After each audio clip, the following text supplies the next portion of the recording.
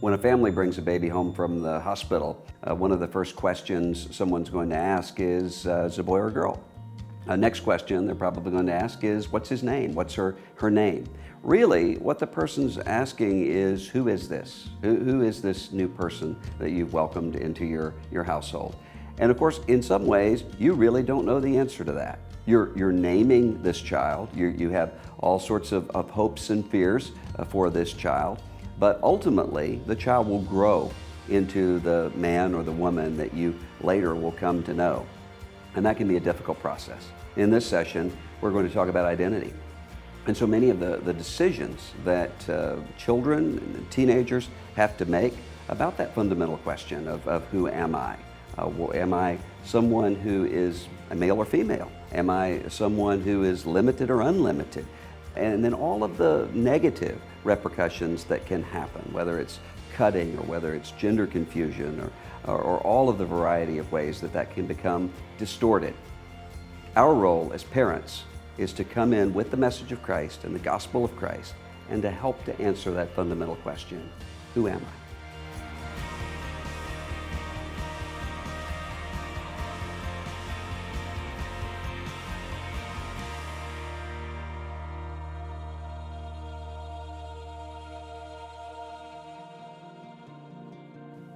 Hello, I'm Dan Darling, and I'm joined here with Russell Moore and Trillia Newbell and David Prince. And David, this is your first time joining us, so you want to tell us a little bit about your family? Yeah, I'm married to Judy, and I have 8 children. The 3 oldest are boys and the 5 youngest are girls. My oldest is 20 years old, and he just got married, so we're really excited about that. My youngest is 5 years old. So I have 4 children, ages 5 to 12, 3 girls and a boy.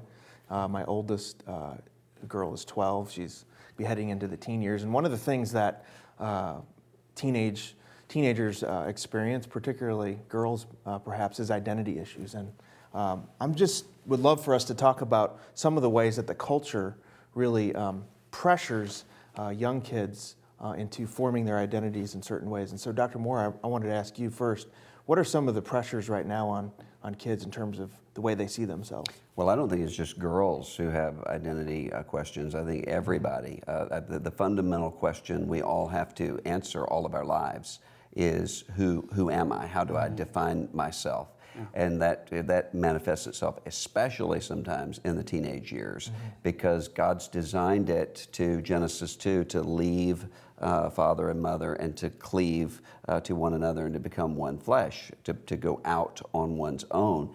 So this is sort of an in-between time where someone's starting to figure out, well, what is that going to look like for me? And so I think there's some pressures. Sometimes it is to conform to the parents' expectations entirely of the child. Sometimes it is to rebel against and to differentiate. So I'm not my father and mother. And so wherever they stand, I'm standing in the other place. Sometimes it's for a young man, particularly, to define himself in terms of sexual conquest or violence, whether real or metaphorical. For a girl, often there's the pressure to see herself in terms of her sexual attractiveness or availability to men. And so that has implications for body image, for everything else. So, but I think all of us, teenage years are the beginning of the identity struggles, not the end of it. Yeah. Trillia, as a mom, what are some ways that you're seeing kind of cultural pressures on your kids in terms of their identity? Yeah, I've actually been surprised to see it begin even before the teenage years. I know my son, who he's adorable and sweet and kind, but he's struggling with trying to be cool. And so he feels this pressure to be cool at school, and he's 10. And he's trying to figure out, where do I fit?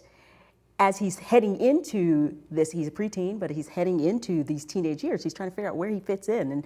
And even my daughter, who is 7, she talked to me once about a sweet neighbor whose daughter is allowed to do certain things, and she's like, well, why can't I do this? And we're like, well, because these are the boundaries that we've laid down. But there is that temptation and pressure, even I think as young kids, to start to try to figure out where they fit in with their culture and also their friends, just the people around them.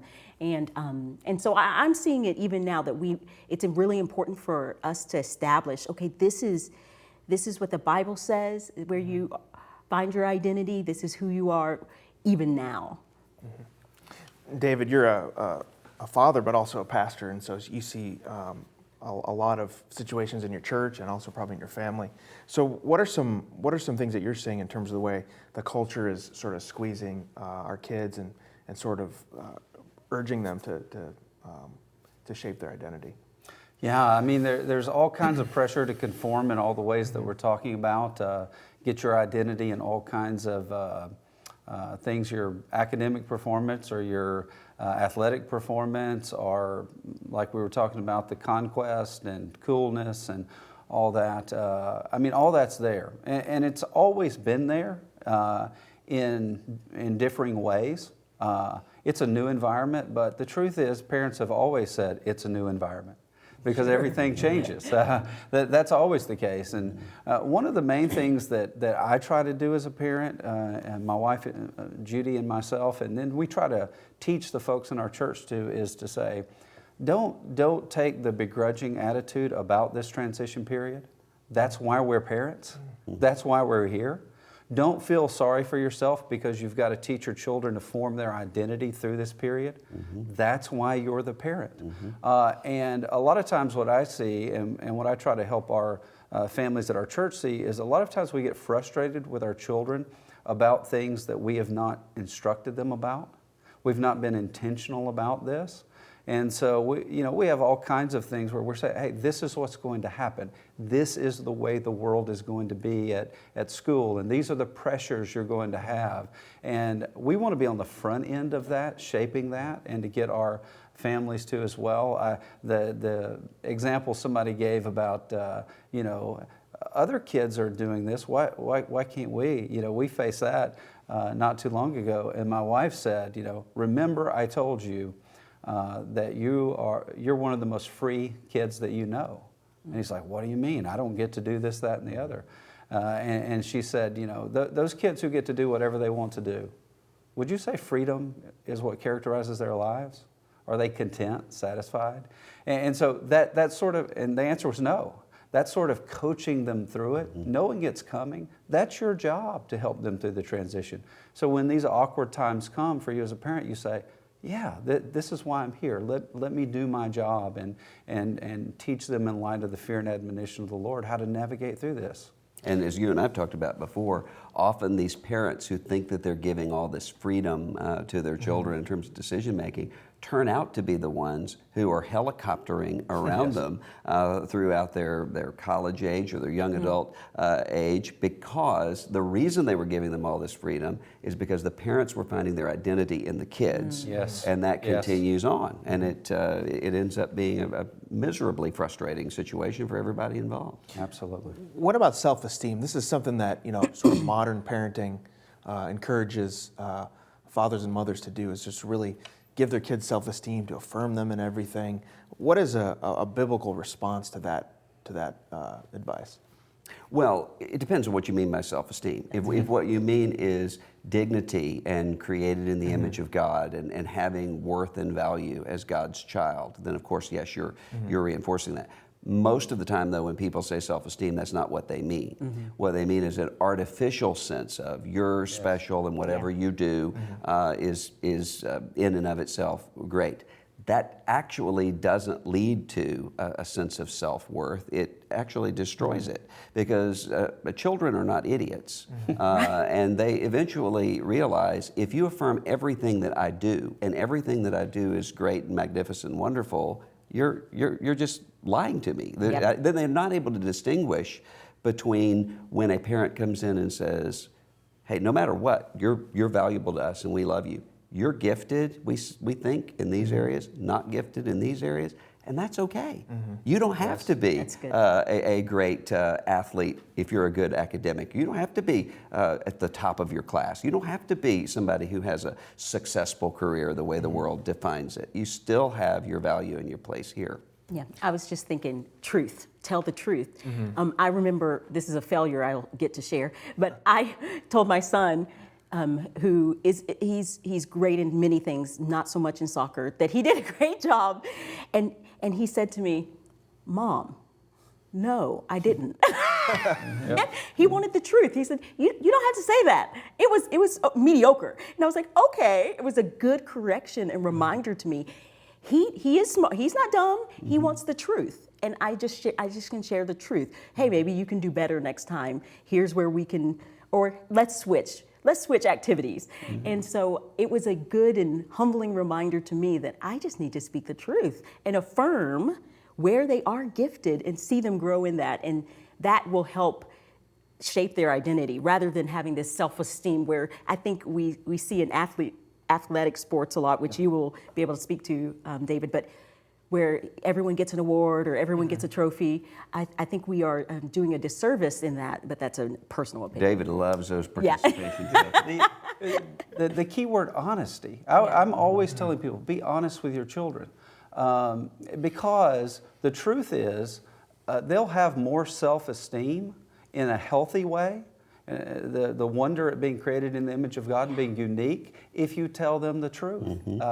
You know, I had a son who was playing basketball. He was excited he made the team. He was never playing, and all of a sudden he was all kind of moping. And I said, you seem kind of down. He said, I'm not playing. I said, do you know why you're not playing? He said, why? I said, you're not very good. I said, if you were playing a lot, I would be meeting with the coach asking him, what is he thinking? Does he win the games? But that's okay. Yeah. You're on this team. You're going to be a role player off the bench. How can you do that to glorify God? And it wasn't until that point that he saw his participation on that team as meaningful, even though he wasn't a starter. And I tell my kids all the time, most of us are role players in life.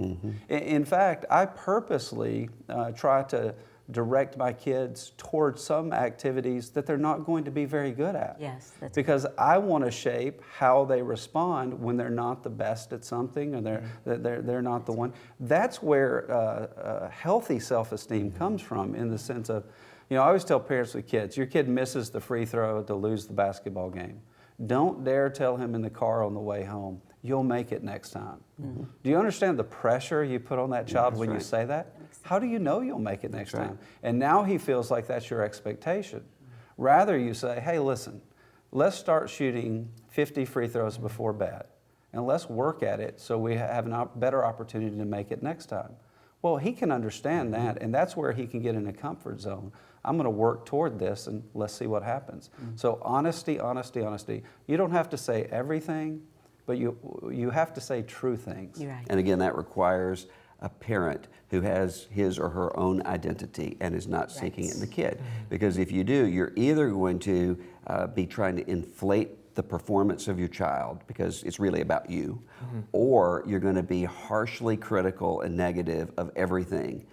So that the kid just says, I can't please this person no matter what I do, because you're disappointed, and the disappointment that you have is not my child isn't living up to God's potential. It's that my child isn't living up to my vision. Exactly. And that's a big problem. And it takes parental involvement, because you've got to be there to help navigate through that. The parent who is not very engaged is going to gravitate toward empty flattery and sort of sugary words that aren't true. In terms of identity, one of the things that perhaps we have to do with our kids that maybe our parents didn't have to do with us is really combat some of the gender confusion that's going on in the culture. And so how do parents really help their kids get a good vision of biblical manhood and biblical womanhood that is both, pushes against the culture, but also pushes against maybe wrong stereotypes even in the church? What are some ways that we can do that? I just heard from a pastor friend this morning whose son is confused because he had a student who was Ethan one year and Eleanor the next year. And so the child is coming home and saying, well, what does this mean and what does this look like? That's going to increasingly be the case for you. I think defining what biblically masculinity and femininity are and how God has created us male and female. These aren't decisions that we make for ourselves. This is God's created order that He has put. Teaching the goodness of that and then coming in and making sure that you aren't communicating cultural stereotypes. And we think if we just come to the extreme vision of manhood over here, or the extreme picture of femininity over here, that will protect our children from gender confusion. Actually, it causes it. Because if you've got that young girl who, in another generation, if she liked riding four-wheelers with her dad, she didn't like princesses, that's fine. She's just a girl who likes to do that. Now she has to ask herself the question, does this mean I'm not a girl? Does this mean that I'm a boy? So, and the biblical picture is complex. David is a warrior and a harpist. And so if you're not able to affirm the masculinity of that boy who's a harpist, as well as the boy who's a deer hunter, or you're not able to I mean, JL is not a passive sort of a woman. if you're not able to affirm that sense of adventure and leading, as well as the quietness of spirit that Peter talks about in your girls, then you're going to end up with even more gender confusion. Truly, it seems like some of our visions of manhood and womanhood, even in the church, have arisen out of more, as Dr. Moore said, cultural things than, actual biblical concepts. So what are some ways as a mom that you try to do that with your kids, and you encourage other moms and dads to do that? Sure. So I am, my kids aren't me, and they aren't their father. So we're watching and just figuring out, okay, who are you as you are created in the image of God? Who are you uniquely? So for example, I would have been the person not on a four-wheeler, but rolling around in dirt. I would have been the tomboy growing up. I am not girly even today. I'm feminine, but I'm not girly. And that is a stereotype but my daughter is full on girly. And so we just let her express her femininity in the way that the Lord has made her. And we affirm it and don't try to change her to be something. She doesn't need to be me, as she doesn't need to be anything but the way that the Lord has created her to. And so that's just one way we affirm that. My son, on the other hand, is a little bit more like both me and both of us actually, but he is really gentle and tender and soft-hearted and kind and can cry just at the drop of a hat. He will see someone hurting and he mourns and weeps with those who weep. We want to encourage that as well. We don't want him, you need to be a warrior, stop crying, which I think can be a temptation. In order to be a man, you must be a leader and strong and courageous. And we do want him to be a leader and strong and courageous. Define it the way Jesus does. Exactly. Right. And so for us, we simply affirm the way that the Lord has created them and don't try to mold them into, so that when they are faced with these questions and they see an Ethan become an Eleanor, they can understand, okay, well, the Bible says that we are made male and female, and this is where the foundation is, and they don't have to wonder about what that means for them. David, what are some, I think, bad views of manhood that sometimes arise in the church, well-meaning people, and how do you as a pastor and even encourage parents to kind of push against that? Well, you certainly have the sort of just cultural machoism that is passed off as biblical manhood that really says, look at my strength, and that means I'll do what I want to do, which if we're going to have a category for that in the Bible, that would be satanic. Biblical manhood has everything to do with willing self-sacrifice. So we have to shape the categories in the way the Bible shapes them. And I think all of this starts with just celebrating their gendered identity. I tell my girls all the time, I thank God that He made you a girl and put you in my home. I learned so many things because I have 5 little girls who are going to become 5 women. And then with my boys, I say, I thank God He made you a man. And I often pray that with them. And we have to reject the stereotypes as much as we have to reject the confusion in the other direction. But at the same time, in the name of letting them be them, we also know that we're always shaping. Right? So I had a parent come to me not too long ago, and their son is a sensitive type guy, and they were explaining what was happening in school and how he was always depressed about it. And they wanted to put that in the category of his sensitivity. In other words, it's noble that he's so down about this. And what I told them, I said, you know, what you're describing sounds like how young boys act at school. And so a part of what you need to tell them is, this is not a crisis. This is the way young boys act at school. And you've got to ask yourself the question whether or not he's responding the way he is because he is so sensitive about other people, or whether he's responding the way he is because he's so self-interested and self-focused, right? And so that's a shaping thing. We don't want to tamp down the sensitivity, but we also don't want to use the sensitivity to hide a real self-focus, and I'm always worried about what everybody else is thinking about me. And I said, encourage him that if he ignores that, they'll stop doing it. They're probably doing it because they see the reaction they're getting. And the same thing is with females. You know, we've had some situations where our daughters, and they're devastated, and we have to say, this is what it means to interact with other human beings.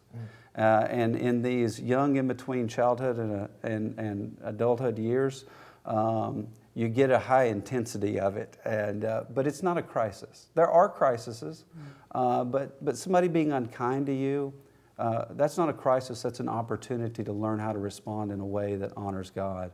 And so sort of the gendered stuff, we want to celebrate their uniqueness, but at the same time, we don't want to use that as an excuse to hide things that we ought to be forming biblically. Some of the ways that kids act out of kind of a identity struggle, it might be some extreme behaviors like turning to substance abuse or perhaps cutting or other things like that.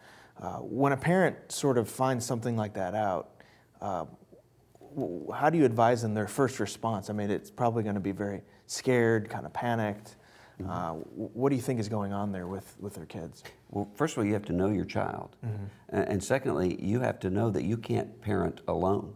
Yes. God never designed us to be alone in this. You need others in the body of Christ to be able to support you in this, which means you're often going to find yourself in a situation where you say, I don't understand this, and I need to find help and to get help somewhere else. And you know, as somebody who, I mean, I very easily could have been a teenage suicide because at age 15, I went into this deep, deep depression. Many kids do around that time. You have hormones that are fluctuating. And it was, what was helpful to me at that moment was having a youth pastor who would just sit down and talk to me about the things of the Lord and encourage me that he was listening to me. We need those people in our lives, and we need, sometimes parents aren't going to see what's going on because kids are hiding things from their parents. That's why you need to be plugged in to not just your child, but to your child's ecosystem where you're able to understand what's going on so that you can come in and help. Yeah, I was just going to add, there's an opportunity there also to seek counseling. There may be, if someone, there may be just situations where you need to seek outside help. And there's no shame in that. Absolutely. So don't feel like if you're, I need to seek outside counseling, that means that I'm declaring parental bankruptcy. Not at all. You're actually becoming more involved as a parent by doing that. Yeah. And sometimes it can be intimidating a little bit for parents, right? Because now being a part of your child's ecosystem is not just knowing their friends, but you know, with the digital world and kind of knowing their social network and what they're doing, there's sometimes parents a little intimidated. How would you address that? Yeah, well, with the digital world, you need to know everything that's going on in that digital world. That needs to be monitored. Can be removed easily. I think that if you're not monitoring your child's access to the internet, that's parental negligence. You know, we would not dream of putting our child in the vicinity of the harmful things that they could find on the internet, but for some reason, people feel like with a smartphone it's okay. And so we couple days ago. My wife had checked a phone that we allow. Well, first of all, we tell our kids those are our phones.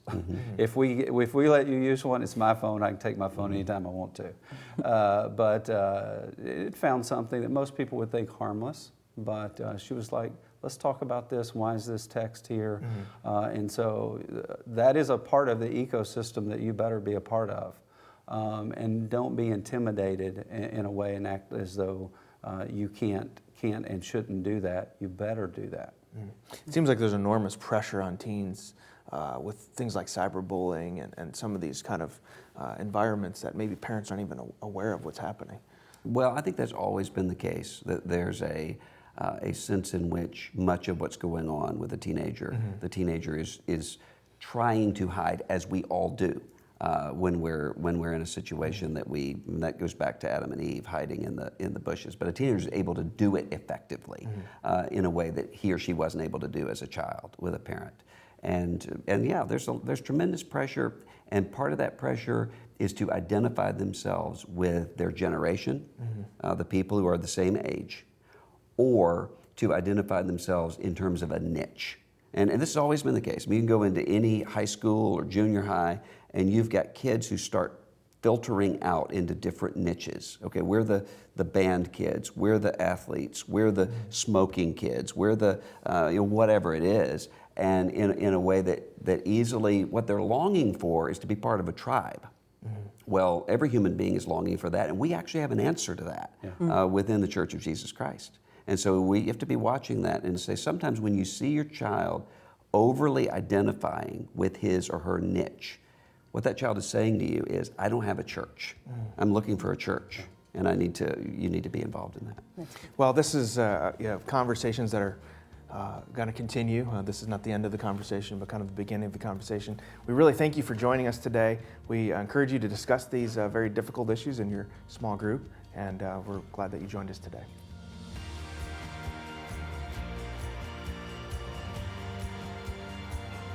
Names tend to come and go with the trends. Sometimes there will be a name that seems like a very old person. Don't find a lot of Agathas in preschool rooms. But then those names tend to come back around again. Names that once seemed to be outdated, now they're back in the trend. And it's not just names. It's our entire sense of identity can come and go with the generations and come and go with the herd. We just talked about what it means to lead our children through some of the really tough questions of identity. But as we do that, let's remember we can only do that if we have an identity, if we as Christ-centered parents are actually centered on Christ, which means that while we're helping our children to answer those questions of who they are, we're also asking the question, who am I? And the answer to that is someone who is hidden in Christ. Once we get that right, then we're equipped to do the warfare it takes to fight for identity.